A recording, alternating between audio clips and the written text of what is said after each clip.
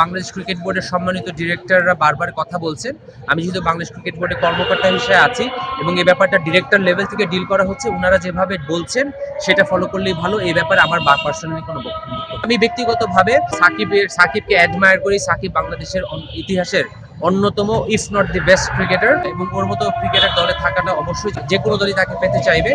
এখন যে বর্তমান পরিস্থিতি, এই পরিস্থিতিটা স্বাভাবিক করার জন্য বা এটাকে আরো ফলপ্রসূ করার জন্য বাংলাদেশ ক্রিকেট বোর্ড ডেফিনেটলি কাজ করবে। বাংলাদেশ ক্রিকেট বোর্ড যেভাবে ডিসিশন নেবে আমরা সেভাবেই সেটা ফলো করার চেষ্টা করব। মুস্তাফিজের মূল্যটা আর্থিকভাবে আপনি কোনো সময় নিরূপণ করতে পারবেন না, কারণ আমার কাছে মনে হয় ওর মূল্য অর্থের চেয়ে অনেক বেশি। মুস্তাফিজ এখন যেই পারফরমেন্স করছে, বিশেষ করে টি-20 ক্রিকেটে, সে দল পাবে এটাই স্বাভাবিক। মুস্তাফিজ পিএসএল এ দল পেয়েছে শুনে খুবই ভালো লাগছে।